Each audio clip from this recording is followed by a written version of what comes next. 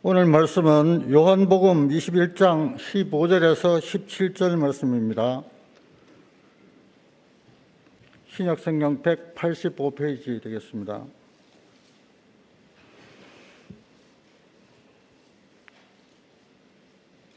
제가 봉독해 드리겠습니다.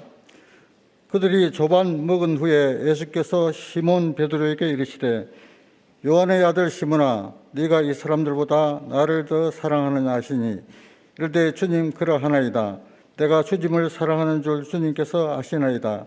이르시되 내 어린 양을 먹이라 하시고 또 두 번째 이르시되 요한의 아들 시몬아 네가 나를 사랑하느냐 하시니 이르되 주님 그러하나이다. 내가 주님을 사랑하는 줄 주님께서 아시나이다. 이르시되 내 양을 치라 하시고 세 번째 이르시되 요한의 아들 시몬아 네가 나를 사랑하느냐 하시니 주께서 세 번째 네가 나를 사랑하느냐 하심으로 베드로가 근심하여 이르되 주님 모든 것을 아시오매 내가 주님을 사랑하는 줄을 주님께서 아시나이다. 예수께서 이르시되 내 양을 먹이라. 아멘.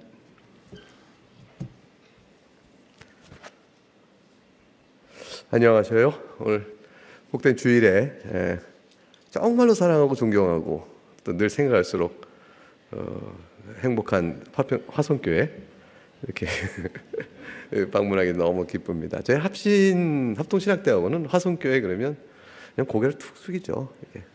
너무 그 받은 사랑이 커서 뭐 어떻게 말할 수가 없어요.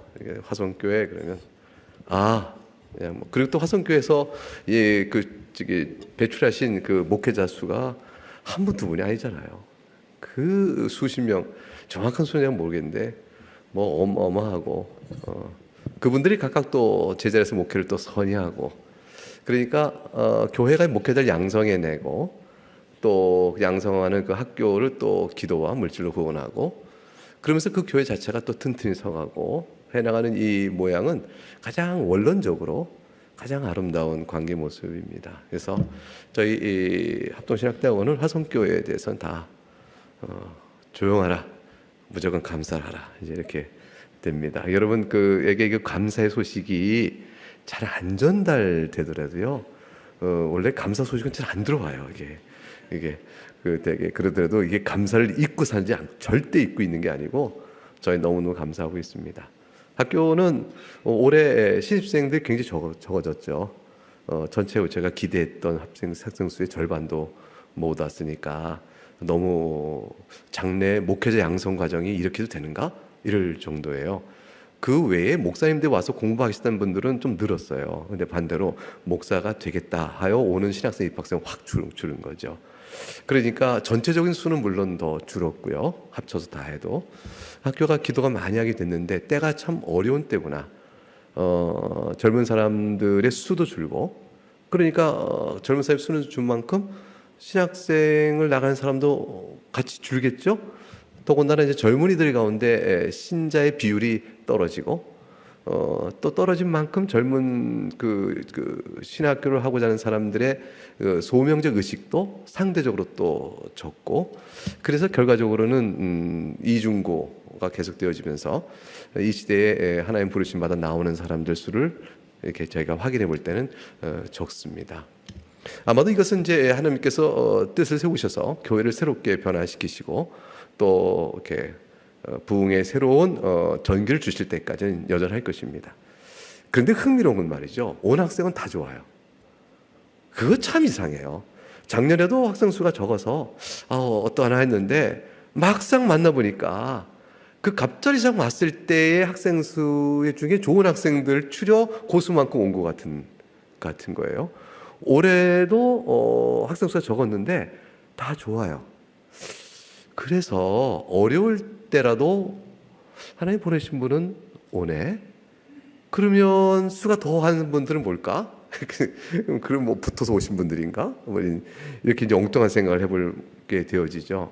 다만 염려는 뭐냐면 세워진 교회를 돌볼 목사가 계속 배출돼야 하는데 교회는 세워졌는데 목사가 적어서 교회를 이렇게 지탱할 힘들이 약해진다면 이건 서운한 일이잖아요. 굉장히 답답한 일이고 그래서 일정한 수의 목회자는 양성돼 가야 한다. 일정한 수의 교회는 개척돼 가야 한다. 이미 세워진 교회는 든든히 서가야 한다. 이게 이제 전체적으로 우리가 바라는 바인데 그런 부분에서 조금 기도 제목이 좀 있습니다. 주께서 또 뜻을 가지고 항상 이루시고 모든 일을 합력하여 선을 이루시니까 이 일 상황을 통해서 우리에게 더 선을 이루시는 그것이 뭔가를 찾아나가는 일이 저희가 기도 제목인 것 같습니다. 우리 존경하고 사랑하는 이은수 목사님, 학교에서 이렇게 한 번씩 오셔서 말씀 주시고 따뜻한 밥도 주시고, 그래서 화성교회 그러면 영육간의 행복을 주는 여전히, 그래서 학생들이 다 좋아합니다. 그래서 이제 약속된, 이번에도 약속된 시간에 오셔서 말씀 주시고 밥을 주실 걸 기대하고, 저희가 일정을 제가 확인해 봤습니다. 자리에 다 있더라고요. 참으로 좋은 말씀, 귀한 말씀 늘 듣습니다. 그러니까 신학교 오셔서 이제 목사님 설교하실 때 긴장이 되시죠. 왜냐하면 신학을 가르치니까 신학이라면 내가 판단하겠다 이런 사람들은 꽉 찬 데 아니에요. 특별히 신학생들이라면 뭐 그냥 신학생은 특권이 있어요. 뭔지 뭐든지 비판적 신학 사고를 해요. 이거 맞나 틀리나 이렇게 이제 여물지 않는 성장기에 있는 신학생들의 학생들 무리의 특징이고 권리이기도 합니다. 사실은. 근데 그 자리에 있어서 견고한 신학과 또 말씀의 정확한 주해와 풍성한 사례로 우리들에게 영적 양식을 늘 나눠주셔서 늘 감사하고요. 그리고 또 권사님들 오셔서 늘 따뜻한 밥을 또 나눠주시고 섬겨주셔서 그 인사를 제가 그 밥을 먹고 산 사람으로 인사를 드립니다. 남전도의 헌신 예배 특별히 목사님 전화 주셔서 우리 교회 중진들이고 우리 교회 힘이고 기둥들입니다. 이분들의 헌신 예배인데 목사님 아무리 바빠도 오셔서 말씀을 주셔야겠습니다. 그래서 아무리 바빠도 오는 거는 올 수 있어요. 반가운 교회를 찾아가는 거고 윤수 목사님의 청인데 뭐 마다할 일이 어디 있어요. 16길 20일기도 가는 거죠. 그런데 이 귀한 자리에 좋은 말씀을 전한다. 이거는 이제 항상 부담스러운 일이에요. 제가 이렇게 생각을 해봤습니다. 헌신 전 남전도의 임원들이 세워지고 하나님 앞에 우리의 헌신을 올해 이렇게 드립니다 라고 예배한다고 할 때 어떤 말씀이 좋을까? 이렇게 생각을 했는데, 기본적으로 헌신의 원리가 어떻게 되는 것일까? 주님께서 헌신을 요구해서 받으신 사례가 있어요. 그게 이제 오늘 본문에 나온 이제 베드로의 이야기입니다. 요한의 아들 시몬아, 네가 이 사람들보다 나를 더 사랑하느냐? 이 말은 헌신에 대한 요구죠. 너 나 사랑하느냐? 이 질문을 만일 여러분이 주님께서 여러분에게 주님 부르신다면 어떠셔요? 그래서 이 사람들보다 나를 더 사랑하느냐? 그러니까 그냥 하나를 물어도 쭈삣쭈삣할 텐데 비교와야 더 사랑하냐 이렇게 물으셨어요. 주님이 의도적인 질문을 하신 것이죠. 일단은 기를 팍 죽이는 질문 같아요. 대답을 얼뜻 내가 누구보다 사람을 더 사랑합니다 말을 베드로가 이제는 못하는 거예요. 전에는 했잖아요. 저는 이 모든 사람들이 다 주님을 배반하고 떠나도록 나는 안 떠날 겁니다 이렇게 얘기했잖아요. 전에는. 근데 지금도 주님 부활하셔서 베드로를 불러내셨을 때 베드로가 그렇게 말할 수 있을까? 주님은 베드로가 겪었던 신앙의 경험과 변화 속에서 가장 네가 알아야 될 것, 고백해야 될 것, 그리고 주님의 사도로 앞으로 맡겨질 사역이 어마어마하게 중차대한데 그거를 맡기 위해 꼭 알아야 될 것, 그거를 물으시는 겁니다. 그건 뭐냐면요, 요점을 잡아보면 너는 네가 누군지 아느냐예요. 사실은 모든 헌신을 하겠다는 사람이 내가 하나님 앞에서 어떤 사람인 줄 아느냐에서 와요. 하나님 앞에서 내가 어떤 사람, 주님 앞에 내가 어떤 자로 서 있지, 이거 자체에 대한 정체성, 그 부르심 앞에 서 있는 내가 어떤 자인가를 모르면, 주님과 나의 사이의 관계 속에서 내가 어떤 관계 아래에 있는 건지 모르면, 그러면 수고는 딱 한 가지밖에 없죠. 내 열심을 하는 것밖에. 내 열심을 하는 것밖에. 주님은 네 열심이 아니다는 거죠. 베드로는 자기 열심을 했던 사람이에요. 근데 주님은 지금 네 열심이 아니다. 너 나를 사랑하냐 물으시고 네 사람들보다 더 라고 물으심으로 그 부분을 짚고 넘어가려고 합니다. 자신이 했던 말, 네가 이 사람들보다 나를 더 사랑하냐는 말을 들었을 때 묘하게 이게 패러디처럼 들어오는 말, 그냥 베드로 마음이 너무너무 괴로운 말. 내가 다 남들이 주를 버려도 주를 언제든지 주를 따라 바라지 않겠습니다라고 죽을지언정 내가 주님과 함께 죽겠다고 말했던 그 결연한 각오에 자기의 자신감 찼던 생각이 확 들어오겠죠. 근데 베드로는 다 어때요? 우리가 잘 알듯이 여종이 예수님 대제사장 앞에 끌려갔을 때 가서 싹 이렇게 봤는데 하필 여종이 금방 알아보네요. 너 갈릴리 사람과 함께 예수와 함께 있었지? 아, 네가 틀림없이 같이 있었어. 네가 말하는 거 보니까 네 말 액센트가 꼭 그렇다라고 딱 꼬집어 3번이나 지적했을 때 베드로가 대응했던 말, 비겁한 변명을 했어요. 근데 비겁한 변명은 사실은요, 가만히 보게 되면 어쩜 내 마음을 이렇게 잘 표현하는지 몰라요. 변명이 뭐예요? 난 무슨 말인지 모르겠다. 예. 무슨 말인지 모르겠다. 내가 저 사람 몰라. 예. 맹세하고 저주하여 말하기를 내가 절대 모른다니까. 그래 버렸어요. 자, 이 정도면 베드로는 자기 마음속에 점차 강하게 부인해가는 자기 마음의 심리를 보겠죠. 아니, 한 번 부인했다가도 마음의 양심에 갇혀 볼 수 있잖아요. 네가 무슨 말인지 모르겠다. 주님, 제가 모른다고 말하네요. 다음에 물어보면 제가 안다고 말할게요. 이 생각 들 수 있잖아요. 근데 안 그랬어요. 그 순간순간 착착착 지나가는 짧은 시간 내에 급기야 자기의 본색 바닥에 내용이 다 들어왔어요. 내가 그 사람 절대 모른다고 얘기했습니다. 3번씩이나 부인했죠. 이거 실수가 아니에요. 이거 실수 아니에요. 어쩔 수 없었어 라고 말할 수도 없어요.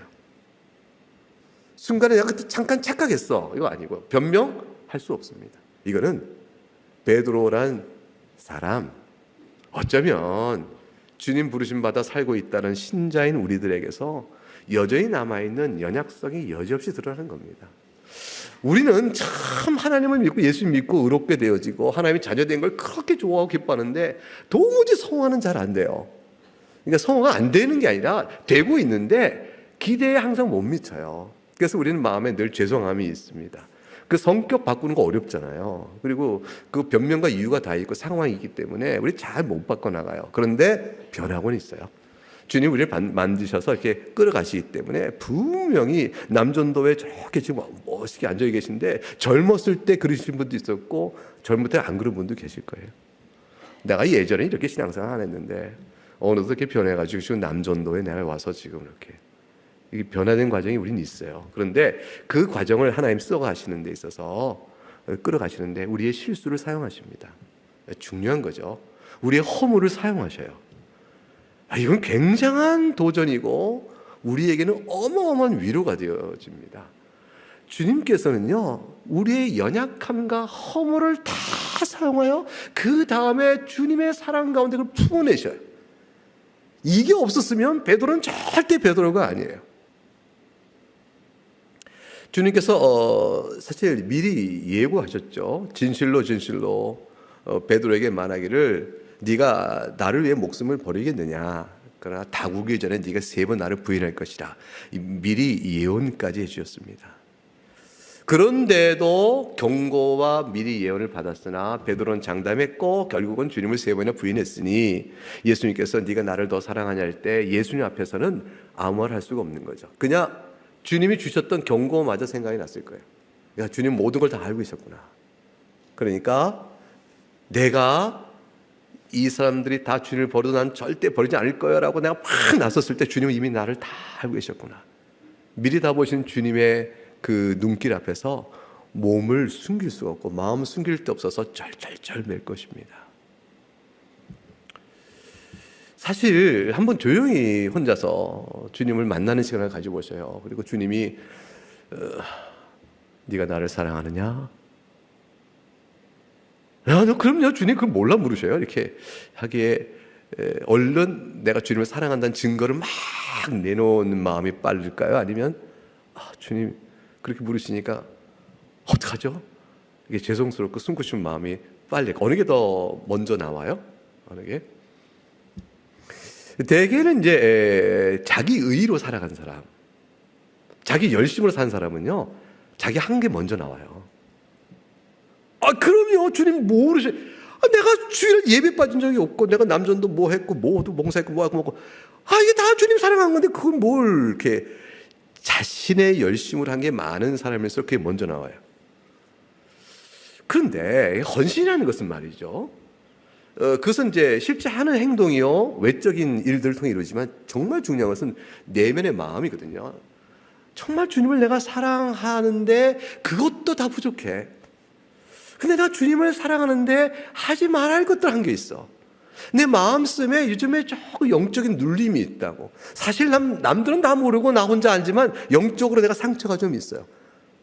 왜냐하면 하나님 뜻에 비추어 깨끗이 아는데 붙들고 있는 거라든가 뭉기고 있는 게 있단 말이에요. 근데 이게 늘 마음에 오랜 동안 이렇게 질질 끌고 가요. 근데 주님이 너 나 사랑하냐 물어보면 이게 드러날까 봐 겁이 나는 사람이 있어요. 다 잘하고 있어도 외적으로 다 잘하고 있는데 주님 콕 집어 아시는 그 내 마음을 아실 텐데, 이거 네가 날 사랑하냐 물을 때는 네가 내 앞에서 정직했느냐?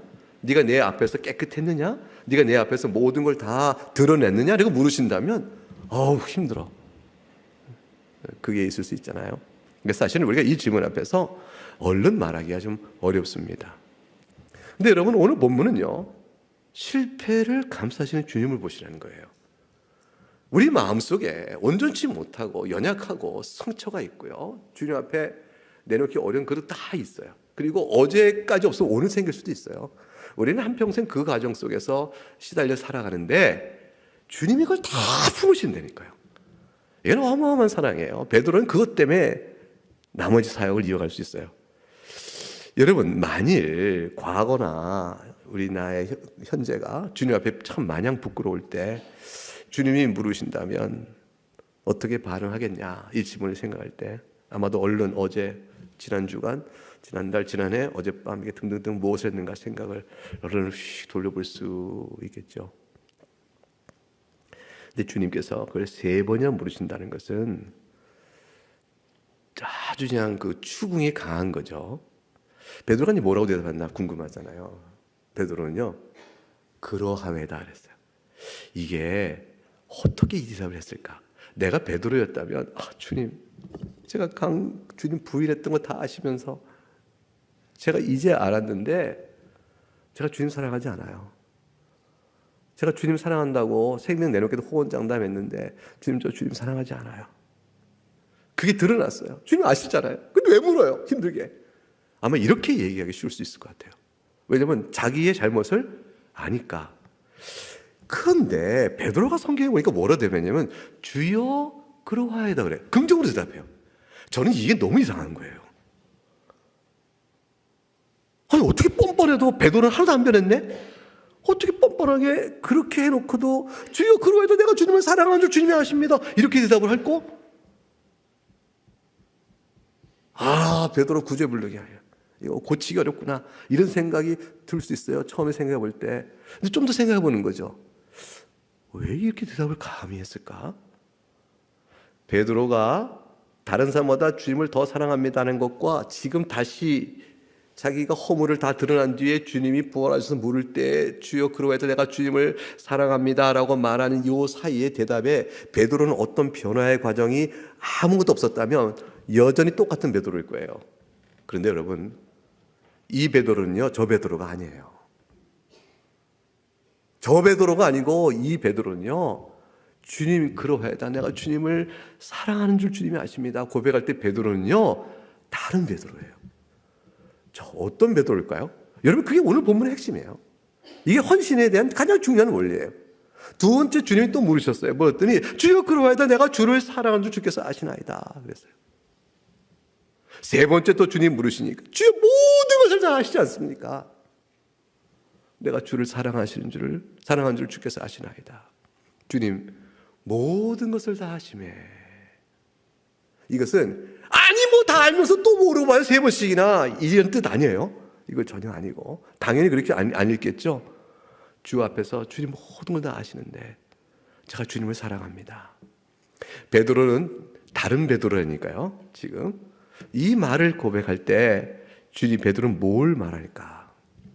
주님 모든 것을 다 아심에 내가 주님을 사랑합니다 라는 것은 아주 중요한 베드로의 예수님에 대한 고백과 자기 정체성에 대한 변화가 생겼어요. 그게 뭐냐면 자신의 허물과 죄에도 불구하고 여전히 자신을 불러 사랑하였느냐 묻는 주님이 실제 자신을 얼마나 사랑하신 줄을 아는 베드로로 말하고 있는 거예요. 이게 주님 모든 걸 다 아십니다 하는 말은 주님은 나의 목자시고 나는 주님의 어린 양인데 선한 목자이신 주님께서 그 양을 위하여 목숨을 버리시지 않습니까? 그리고 그 선한 목자는 양의 음성을 알고 양도 목자의 음성을 아니 내가 내 양을 알고 양도 나를 아는 것이 아버지께서 나를 알고 내가 아버지를 아는 것과 같은 나는 양을 위하여 목숨을 버렸노라. 요한복음 10장에 주님께서 말씀하신 그 내용이 베드로에게 자기 신앙 실존이요 직접적인 적용으로 확 들어온 거죠. 베드로는 주님의 용서와 자비 앞에 자신이 서 있다는 사실 앞에 굳게 서 있습니다. 주님께서 이렇게 말씀하셨거든요. 베드로야, 난 네가 네 믿음이 떨어지지 않기를 내가 위해 기도했다. 네가 돌이키는 네 형제를 굳게 하라. 이 말이 무슨 뜻일까요? 네 믿음이 떨어지지 않기를 기도하였고 너는 돌이킨 후에 네 형제를 굳게 하라. 이 돌이킴 속에 베드로의 저 베드로와 이 베드로 사이에 변화가 있는 거죠. 그 변화는 주 앞에 주를 모른다고 부인했던 자기의 실상과 연약성이 들어가 있습니다. 주님께서 베드로야 네가 이 사람보다 나를 더 사랑하냐 주님께 물으실 때 두 번의 질문은요 좀 심각한 질문이었어요. 절대적으로 조건 없이 나를 사랑해? 라고 물으신 단어예요. 똑같이 사랑하느냐 그러지만 좀 의미가 강합니다. 그래서 모성애적 사랑이요? 조건 없이 사랑하는 것이요? 그러니까 네가 나를 아무런 조건 없이 절대적으로 나를 사랑할 수 있겠냐는 의미를 담아서 사랑하는 두 번 물으셨습니다. 이 사랑의 베드로의 대답은 항상 똑같았어요. 아닙니다. 아닙니다. 저는 그런 사랑을 못합니다. 그 사랑을 못합니다는 말이 가로 열고 닫고가 있어요. 근데 베드로는 그러하여다라고 사랑한다고 했어요. 어떻게 주님이 절대적으로 너 나를 사랑하느냐? 조건 없이 나를 사랑하느냐? 아가페 사랑이라고 그래요. 하나님께 우리 주신 사랑만이 그 사랑이에요. 아마도 사람에게 비하면 부모가 자식을 향한 조건 없는 사랑일까요? 거기 사랑에 비할 만할까요? 주님이 그 사랑을 두 번 물었을 때 베드로가 옛날 같았으면 그럼요 내가 모든 것을 다 버리고 주님을 사랑합니다 조건 없는 사랑을 고백했을 거예요. 베드로가 그런 베드로였거든요. 근데 지금 그렇게 다 못해요. 베드로가 그러하여다 내가 주님을 사랑한 줄 주님이 아십니다 할 때 이 사랑은요 우정적 사랑이에요. 친구 사랑이에요. 받은 사랑 때문에 하는 사랑이에요. 그 단어가 좀 달라요. 묘한 뉘앙스가 자리하고 있죠. 주님 그러하여다 가로 열고 닫고 주께서 나를 사랑하시니 그 사랑을 받은 자가 되었은즉 주님 저를 용서하신 줄 알아요. 주님은 저의 선한 목자시고요 제가 이제 압니다. 주의 사랑 가운데 사는 자인 줄 압니다. 저의 모든 주님을 향한 마음은 주께서 저를 사랑하신 그 사랑 때문입니다. 받은 사랑이 이렇게 크니 주님을 향한 제 마음을 드립니다. 제가 주님을 사랑해요. 이게 나가는 거예요. 이 베드로의 사랑이에요. 우리가 주님을 사랑한다는 것은 전부 받은 사랑에 대한 헤아리면서 와요. 받은 은혜에 대한 고백이 없으면 우리가 무엇으로 주님을 사랑해요? 베드로가 그렇게 나가는 거예요. 두 번을 그렇게 대답했습니다. 영원토록 하나님 우편에 계셔서 항상 살아계셔 우리를 위하여 간구하시고 중보하시는 주 예수 그리스도의 은혜, 그것은 우리에게 베드로에게 살아계셨던 주님의 모습을 통해서 직접 경험되고 우리 똑같은 경험을 갖습니다. 주님께서 그 베드로에게 내 양을 먹이라 하셨습니다. 주님이 이렇게 말씀 안 하셨죠. 베드로야 네가 나를 3번이나 부인하고도 네가 감히 내 양을 먹이려고 나서느냐? 어림도 없다. 네가 또다시 나를 부인할 일이 있지 않다는 걸 어떻게 알 수 있겠느냐? 이렇게 추궁하고 책망하고 묻지 않으셨어요. 여러분 우리가 허물이 있습니다. 근데 주님을 사랑합니다. 용서하심에 대한 너무 은혜를 깨닫고 주님 사랑합니다 고백은 나왔는데 주님께서 내가 널 다 알아. 네 성질 다 하고 너 지금 그때 그 허물 있으니까 날 용서받고 사랑한다고 했지만 앞으로도 넌 날 사랑하자고 또 허물을 또 질 거야. 넌 또 나를 배신할 거야. 내가 잘한다. 이런 식으로 주님이 우리를 밀쳐내실 것 같으세요? 안 그러시는 걸 베드로가 안 거예요. 여러분, 우리는 반복된 잘못을 할 수도 있어요. 그래 그때마다 주 앞에 나와 무릎 꿇을 때 주님은 그대로 받으셔요. 우리가 한 인생을 영혼 안에서 사는 자가 아니고 시간 따라 사는 자들이거든요. 오늘의 내가 주께 드린 이 마음의 진실성을 주님이 그냥 받으시는 거예요. 내일 내가 아니요 다 잊어버린 자처럼 행동할지라도 다시 돌이켜 오게 되면 주님께서 그 마음을 그대로 받으시는 거예요. 주님은 어제나 오늘이나 내일이나 영원토록 동일하시기 때문에 모든 걸 다 아시지만 우리가 시간 안에 사는 우리가 오늘 드리는 이 헌신과 오늘 드리는 이 마음을 주님 이 마음을 그냥 받으셔요. 그러니까 여러분의 내일을 걱정하며 내일을 염려하며 오늘 마음의 진실성을 걱정하지 마셔요. 중요한 것은 내가 지금 주님을 사랑하느냐 현재 그 마음이에요. 그 마음으로 주님 좀 사랑합니다. 주님은 그러면 기뻐 받으시는 거예요. 내일은요. 내일은 내일 주신 또 은혜가 있어요. 베드로에게 주님이 너 과거 전례 비춰 장래 이럴 거야 라는 식으로 절대 내치지 않으셨습니다. 베드로가 실제 장래에 전혀 앞으로 허물이 없었다 그런 거 아니잖아요. 또 다른 의미의 허물이 있을 수 있죠. 베드로가 어떻게 돼요? 바울에게 책망도 받잖아요. 뭐 유대파 그리스도인하고 밥을 먹다가 이렇게 외식하고 바리새파 유대인이 두려워서 복음에 피해버리는 신앙적인 교리적인 복음의 배반적인 그런 일도 있었어요. 베드로가 성질상 모든 일을 해나갈 때 모든 사람에게 상처 안 준 채 온전한 풍성한 부드러움으로 너그러움으로 또 베드로전서에서 장론 이래라 무슨 말을 하거든 하나님 말하는 것 좀 말하라 했는데 자신이 항상 그랬을까요? 사람은요 그 누구라도 이 세상에 허물 없는 사람이 없습니다. 다 용서받고 사는 거거든요. 베드로는 그를 사랑하는 많은 사람들이 용서해 줌으로 베드로가 베드로 됐던 거예요. 하물며 주님께서 우리를 사랑해 준 사랑이 없으면 우리는 주님 앞에서 아무도 서 있지 못합니다. 그러니까 베드로는 주님을 향한 주님께서 베드로에게 내밀지 않으셨어요.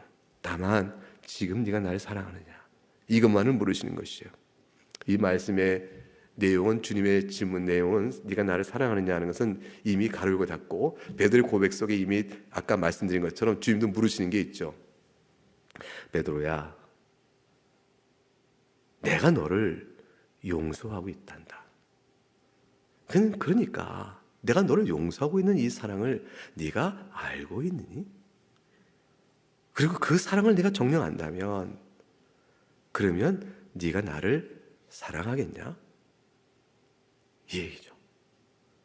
주님께서 네가 나를 사랑했다는 결심을 전제로 자격으로 삼아 너에게 사도직 맡기겠다 이렇게 하시는 게 아니고요.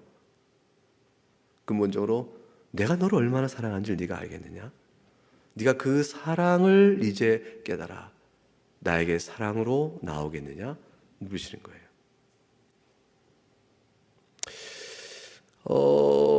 주님께서 이렇게 물으시는 이 사랑은 우리에게 주님의 양을 먹이라는 베드로에게 있어서 중요한 사역의 핵심이 뭔가를 알려줘요. 베드로는 바울이 그런 것처럼 모든 사람이 그리스도의 복음을 전하는 자에서 서 있습니다. 베드로가 복음을 어떻게 전하겠습니까? 여러분, 주께서 서로 사랑을 했으니 사랑해야 됩니다. 그러면 사랑을 하면 제자가 되는 거예요. 자, 계명을 잘 지켜요. 계명 못 지키면 여러분 제자가 아니죠. 라고 말을 하는데 끝쳤을까요? 그것으로 베드로의 모든 설교가 끝났을까요? 베드로는 절대 그렇게 말할 수 없었어요. 그리고 그것은 그리스도의 복음의 내용의 핵심을 어긋나게 하기 때문에 그래요. 우리가 마땅히 성도로 살아야 될 삶의 신앙생활의 규칙이 있어요. 십계명입니다. 우리가 마땅히 십계명의 전체 선지자 율법의 강령인 하나님을 마음과 뜻과 힘을 다해 사랑하고요. 이웃을 내 몸처럼 사랑하라. 그 말씀 우리 앞에 우리가 서 있습니다. 이것은 거룩한 하나님의 자녀로 부름받은 우리가 주님을 어떻게 사랑할까 할 때 십계명의 내용을 통해서 잘 생각해봐라 주신 것이죠. 그래서 우리는 주님을 사랑할 때 살인하지 말라, 내가 언제 살인했나? 라고 말하지 못해요. 형제를 미워하는 마음 속에 있는 이 악함의 흔적을 보면서 주님, 제가 이러니 하나님 오늘도 힘을 주셔서 용서받은 자로 성령의 도우심으로 제가 이 마음을 좀 더 사랑의 마음이 풍성이를 바랍니다 라고 구하며 나가잖아요. 그래서 점점 하나님의 우리를 향한 뜻들을 우리가 순행해 나가게 되는 것이죠.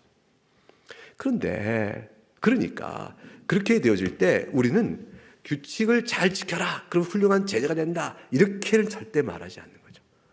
베드로 같으면 과거면 그랬을 거예요. 나를 본받으라 그랬을 거예요. 내가 이렇게 쓰게 해라. 여러분, 바울 사도가 나를 본받으라 했을 때 나를 본받는 것은 내가 주님의 용서받은 자로 그 사랑에 감사하여 주님을 어떻게 사랑했는가 보라. 주께서 얼마나 우리를 사랑하셨냐, 그 사랑을 아는 자로 나 주님을 사랑해 라는 걸 본받으라는 것이지, 내가 얼마나 열심히 있고 능력이 있고 똑똑한지 보고 나를 본받아라 이렇게 말하는 게 절대로 아니에요. 베드로나 바울이 전할 모든 복음의 핵심 내용은 뭐냐면 너희가 용서받았느니라요. 너희가 용서받았느니라. 네가 하나님의 은혜로 너를 용서했는데 그 용서는 너희 모든 상상을 초월한다는 거예요. 그 깊이가 얼마나 깊은지 우리 마음속 깊이보다 더 깊고요, 그게 얼마나 높은지 얼마나 큰지 우리가 생각하는 어떤 죄도 주님이 다 용서하신다는 사실을 알려주길 원해요. 그리고 우리에게 말하는 거죠. 그 용서의 사랑이 주께 약속되었으니 그걸 믿음으로 붙들고 감사함으로 주님을 사랑하자, 주를 영화롭게 하자, 주님을 찬송하자, 그러자. 그거죠. 베드로는 그 말할 수 있는 준비를 갖추신 거예요. 예수를 배반했어요. 큰 소리 쳐놓고 차라리 처음부터 하지 말지. 용서받은 거예요. 여러분, 주님을 위해서 살겠다고 용서 혹시 헌신한 거 있으세요? 젊었을 때 또는 청소년 때 부흥회 때 은혜 받아가지고 내가 주를 위해 뭘 하겠습니다 하고 했는데 가만히 세월 지나다 보니까 도저히 못할 일이에요. 못하고 지금 마음에 늘 찝찝하게 남아있어요. 주님 앞에 나와 주님 용서하세요. 주님, 제가 그 못하는 일을 했는데 주님 용서하셔요. 회개하고 주 앞에 마음 내어놓으면 용서하지 않는 게 없어요. 하나님은 아버지세요. 아버지란 말이 한번 더 생각해 보세요. 늘 하나님 아버지 그러는데 이거 사실 얼마 전에 분뚝 더 다가왔어요. 하나님 아버지 기도할 때 저는 하나님의 초점이 무게가 더 가요. 하나님 아버지, 아버지는 그냥 붙어있는 전미사처럼 붙어있고, 하나님 아버지 거룩하시고 크시고 전능하시고 위엄이 공의로 다스리시는 하나님 아버지. 근데 그 하나님이 나와의 관계 속에 그리스도 안에서 아버지 된다는 사실이 주는 의미의 따뜻함과 너그러움과 관용과 용서와 인애와 자비의 큼을 충분히 맛보지 못한 채 하나님 앞에 엎드릴 때는 이 은혜를 다 못 누려요. 주님은 이 사실을 얼마나 많이 알려주려 하시는지 몰라요. 탕자의 비유 속에서 아버지의 사랑을 알려주셨어요. 그게 하나님의 사랑이라니까요. 하나님 아버지, 그러면 아버지시니까 아버지한테 조르고 아버지도 설명하고 아버지는 날 붙드셔 절대 버리지 않으셔, 이 생각 갖고 나갈 때 우리는 얼마나 담대해지고 기쁜지 몰라요. 하나님 아버지세요. 그리스도의 용서 때문에 베드로는 적어도 주님을 통해서 그걸 받아요. 이제 베드로가 전하는 복음은 양을 위하여 목숨을 내준 그리스도의 사랑의 풍성함이 어떠한지를 말할 수 있는 사람으로 서 있고 그 꼴을 전해준 사람으로 있습니다. 베드로전서 4장 8절과 10절에 가게 되면 한번 들어보세요. 베드로가 이렇게 얘기했어요. 무엇보다도 뜨겁게 서로 사랑해라 하셨어요. 그리고 나서 사랑은 허다한 죄를 덮느니라. 베드로가 이 말을 했을 때 그의 마음판에 떠오르는 사랑은 어떤 사랑일까요? 무엇보다도 서로 뜨겁게 사랑하라. 사랑은 허다한 죄를 덮느니라 라고 말할 때 베드로는 사랑은 허다한 죄를 덮는 그 사랑에 대한 자기 경험상 어떤 게 가장 앞에 떠오를까요? 주님을 배반한 자기를 용서하신 주님의 사랑이에요. 그 찾아와서 네가 나를 사랑하느냐 라고 물으시며 베드로의 사랑의 고백을 받아내시면서 내 양을 치라하고 붙들어 주신 그 사랑이죠. 그 사랑이 허다한 죄를 덮느니라. 사랑하는 여러분, 사람을 사랑하는 건 어렵습니다. 자식조차도 사랑하기 어려울 때가 있잖아요. 말 안 듣고 그래 보셔요. 얼마나 힘들어요. 그런데 사랑의 힘은 허다한 죄를 덮는, 어떻게 허다한 죄를 덮어요? 어떻게 우리가? 근데 주님이 우리의 허다한 죄를 덮으셨다는 생각을 해보면서 내가 다른 사람 앞에 죄를 드러내고 지적질하고 야단치고 난리칠 자격도 없지. 나는 그럴 수 없는 사람이야 라는 하나님 앞에 자신의 모습에 대한 신앙 인식이 견고하고 풍성해지면 아이 그럴 수 있어 이 말이 나오기 시작해요. 그럴 수 있어 라고 생각해 보니까 정말 그럴 수 있다는 게 보여요. 아 그렇다면 처음에 내가 왁 하지 않은 게 너무 다행스러워져요. 여러분 어떤 업무를 직장에서 업무를 볼 때도 그래요. 다른 부처 사람이 내 업무에 대한 협조 요청을 너무 인색하게 해요. 짜증나게 할 수 있어요. 그래서 아니 이만한 협조를 해야 될 일을 됐는데 라고 할 수 있는데 그때 화가 나거든요. 근데 그 이유가 있을 것이다 생각을 한번 해보는 거죠. 저 사람 입장에서 부처에 주어진 소관의 영역 그리고 형편 그 안에 있다면 어떻게 나올 건가를 한 번만 더 생각해 보면 괜찮아져요. 이해가 되는 법이 생겨요.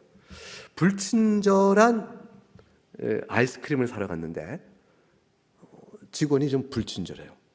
카페에 갔는데 지금 불친절해요. 그럼 그 사람에게 친절을 받아내는 방법이 있어요. 비법이 있어요. 제가 알려드릴게요. 그게 뭐냐면 이거 뭐 비법도 아니야. 말하고 굉장히 거창하네요. 그게 뭐냐면 오늘 많이 힘들었죠? 그 한마디예요. 오늘 유난히 좀 손님들이 많았나 봐요.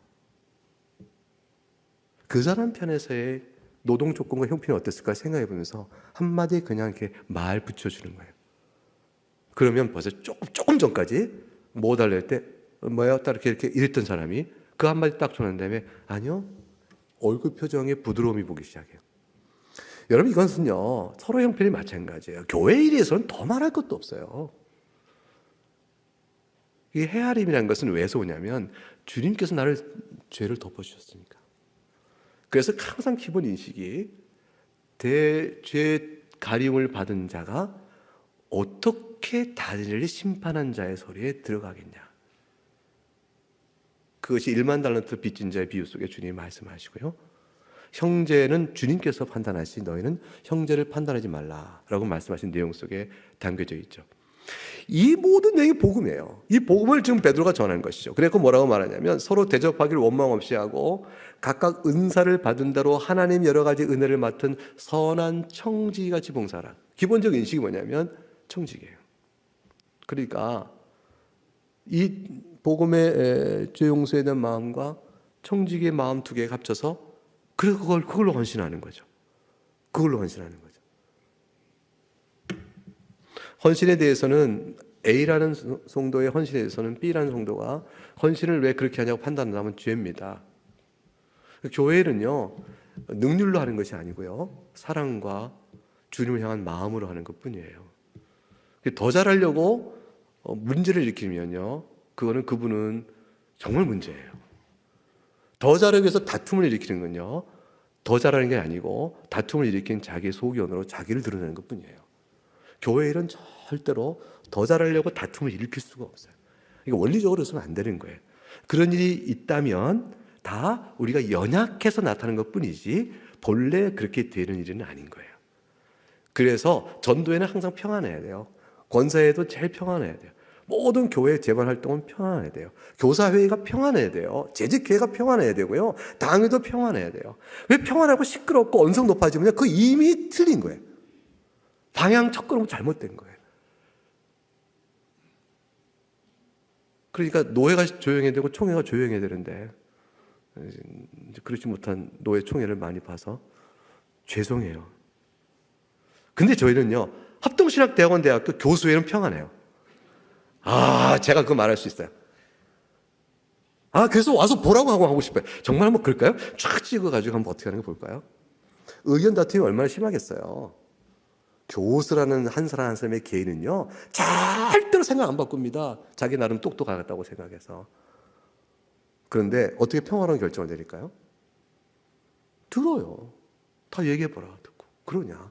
그러면 이렇게 해보고 다음에 의견 다음에 해보자. 순서만 정해서 먼저 해보자, 저거 해보자. 이 일치를 정합니다. 지금 꼭 어느 걸 먼저 하냐고 다툴 일이 없거든요. 그리고 제일 중요한 것은 그럴 수 있지. 이런 A라는 학생의 문제가 교수에 올라와요. 이 학생을 어떻게 다룰 것이냐 할 때 가장 법대로 규칙대로 다룰 때 답이 하나가 첫 번째 나옵니다. 두 번째 답은 뭐냐면 그럴 수 있는 형편인지를 보자. 왜 그랬을까? 그러고 나면 여러 가지 이해가 생겨요. 그러면 수위가 이렇게 낮아지게 되어집니다. 결국은 사도 바울이 디모데전서 1장 11절과 17절 말씀 속에 자기 직분을 나를 충성되이 여겨 직분을 맡겼다. 이 말만 따면 능력이 있고 신실하니까 나를 뽑아주셨다. 스카웃된 것처럼 보이잖아요. 근데 그게 아니에요. 바울 사도의 고백이 그 다음 절에 나옵니다. 나는 원래 교회에 대해 비방자요, 박해자요, 폭행자였다. 근데 내가 그럼에도 불구하고 주님의 어마어마한 긍휼을 입어서 내가 알지 못하고 어리석어서 했던 그 모든 것들을 불구하고 주님이 나를 용서하시고 긍휼을 베푸셔서 나는 주님이 나에게 베푸신 은혜가 그 믿음과 사랑과 함께 얼마나 풍성한지 몰라. 보라, 주님이 죄인을 구원하러 이 땅에 오신 거 아니니? 근데 나야말로 죄인 중에 괴수란 말이야. 내가 이 은혜를 입어서 주님이 일체 영생 얻는 자들에게 본이 되게 하시려고 나 같은 자도 쓰셨으니 주님이 나를 충성되게 여기신 거야 라고 말 충성은 내용이 확 바뀝니다. 그게 뭐냐면 용서받은 자의 감사의 신실함이에요. 그걸 잊지 않고 있다라는 것이죠. 주님을 향한 사랑과 헌신은 내가 용서받고 얼마나 큰 사랑과 살았는가. 이 땅에 사는 동안 광야의 이스라엘이 만나로 먹이시고 신발이 없어 발이 부르트지 않고 의복이 없어 헤어지지 않도록 먹이신 일들은 말할 것도 없죠. 지금까지 살아온 인생 속에 육의 필요로 주께서 많든 적든 공급하셨잖아요. 우리가 자족하지 못하는 마음의 이유는 절대적 빈곤 때문에 자족할 수가 없는 압박도 있을 수 있지만, 그러나 대부분의 자족하지 못하는 것은 어떤 면에서는 내가 가졌던 필요의 욕구보다 부족해서 오는 갈등이 많단 말이에요. 범위 내에서 어떻게 쓸 것인가를 생각하고 이치를 따져가면 되는데 원하는 바는 더 크고 작으니까 자족의 마음이 안 생기죠. 제가 지난 토요일에 결혼을 앞둔 이제 신혼부부 이제 교육을 시키면서 그래 돈 문제를 어떻게 하고 살 거냐 얘기를 해봐라. 그래 그럼 어떻게 할 거냐. 그때 이 친구들이 얘기를 했어요. 자기들 수입이 같이 보니까 모아서 어떻게 될 텐데 앞으로 집장만 해야 되고 이렇게 계획들 쭉 해가는 가운데서 저축도 하고 뭐도 해도 해야 되는 일들이 있습니다. 그런데요, 제가 이 모든 소비에 있어서 원칙을 정하려고 합니다. 너무 예쁜 말을 했어요. 그게 뭐냐 했더니 그거는 하나님께 드리는 일정한 헌금의 부분은 먼돈 말할 것 떼어놔야 되고요. 그거 외에 그리스도인으로 돈을 어떻게 써야 될 것이냐라는 그 이치를 따져서 구제와 기타 등등 몇 가지 부분을 정해 놓으려고 해요. 다만 형편의 처지에 비춰서 이것들을 많이 하지는 못할 것 같아요, 목사님.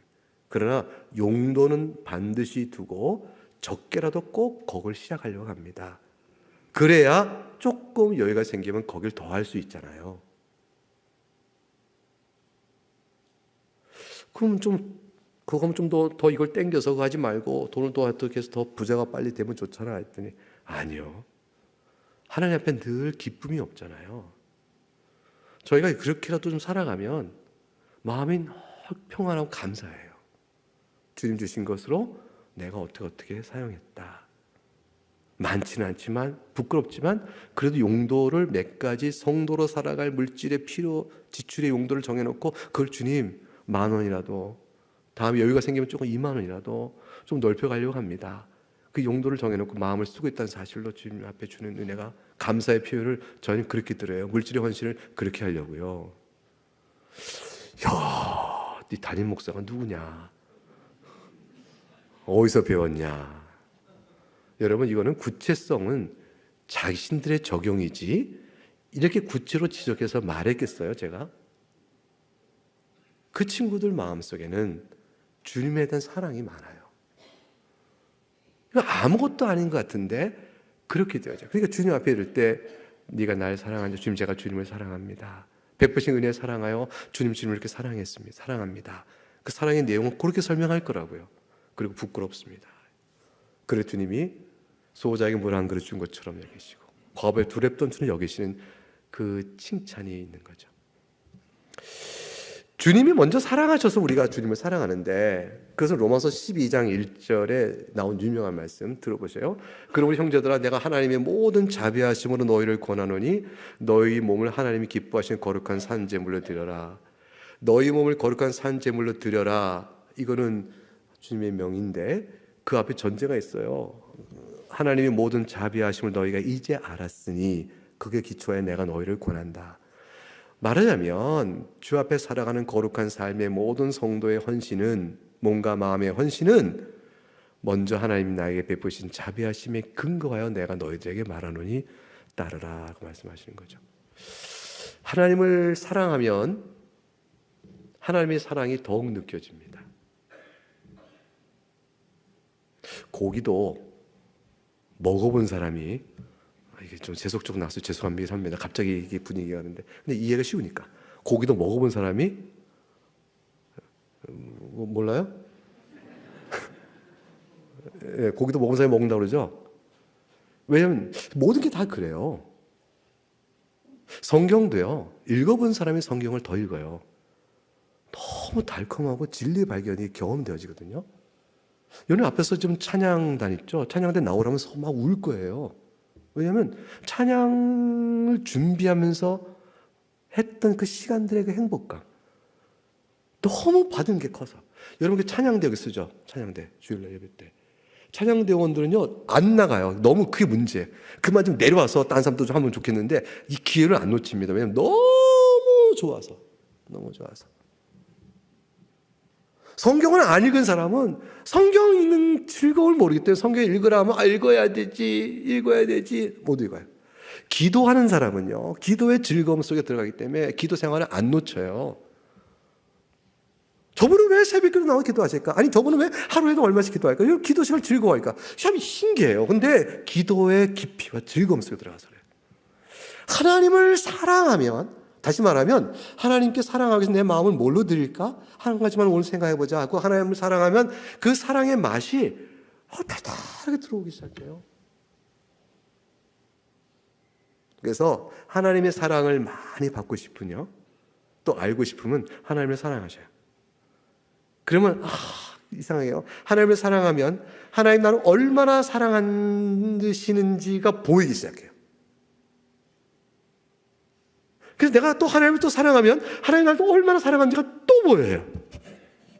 그래서 하나님을 먼저 우리를 사랑하신 그 사랑은 사랑을 받았음에 첫걸음을 띄고 달려가지만 그 달려가는 걸음에 계속 하나님의 사랑을 부으심을 느끼고 알게 되므로 주님을 더욱더 사랑하게 되는 거죠. 그 가운데서 헌신도 있고 신자됨의 아름다움이 있고 기쁨이 있고 그래요. 그래서 가인과 같지 않은 거죠. 죄성은 가인이잖아요. 내 재물 왜 안 받으셔요? 뭐야 내 재물 왜 안 받아? 가인은 하나님께 내어드린 의로움이 있었어요. 재물의 원래 뜻은 용서받은 자가 감사하여 하나님께 내어드리고 나가는 것인데 그걸 원리를 몰랐죠. 가인은 수고를 했으나 헛된 수고였습니다. 이스라엘이 영적으로 타락했을 때 헛된 재물을 가지고 나에게 돌아오니 내가 역겨워 받지 않겠다고 주님께서 말씀하셨어요. 왜 그랬을까요?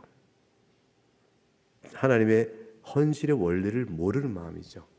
바리새인들이 경건하게 살았으나 주께 칭찬을 못 받습니다. 왜 그럴까요? 헌신의 원리를 모르는 거죠.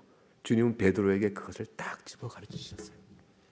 그리고 우리에게 베드로로 하여금 그 고백과 가르침을 받게 하신 거죠. 이제 우리는 그렇게 주제에 서 있습니다. 사랑하는 여러분, 여러분 모두는 주님께 어마어마한 사랑을 받으셨습니다. 우리는 보통 사람들이 아니에요. 용서받고 죄산받아 천국 영생을 누린다는 말의 의미를 생각해 보시고요. 그리고 이 땅 사는 동안은 그 영원한 세상을 위한 하나님이 일시적으로 두시는 세상이에요. 본래 창조하신 이 세상이 타락 이후에는 회복될 그 세상이 올 때까지 하나님께서 두신 세상이에요. 작정한 때까지 두신 세상이에요. 우리 인생은 작정한 때까지 잠깐 사는 인생이에요. 그리고 주님 앞에 가서 주님의 큰 칭찬을 받게 될 거예요. 여러분, 주님이 칭찬하셔요. 주님을 사랑하는 자를 주님이 칭찬하셔요. 내 공로가 있어 칭찬받는 게 아니라 주께 받은 사랑 때문에 주님을 사랑했는데 주님이 그걸 또 칭찬하셔요. 주님이 얼마나 내가 기뻐하시냐를 표현하시는 거예요. 내가 너를 사랑했는데 네가 그 사랑을 알아. 나를 또한 사랑하니 내가 너무 좋구나. 주님이 그렇게 자신의 기쁨을 말씀해 주시고 그걸 우리에게 칭찬해 주시는 거예요. 착하고 충성됐다. 됐다 그거죠. 남은 인생 남전도에 다 연세가 접이 있으실 거예요. 그 마음을 갖고 주님께 내어드리세요. 한번 한 가지만 시작해 보시는 거예요. 그렇게 하시면 주님의 큰 칭찬이 있을 것입니다.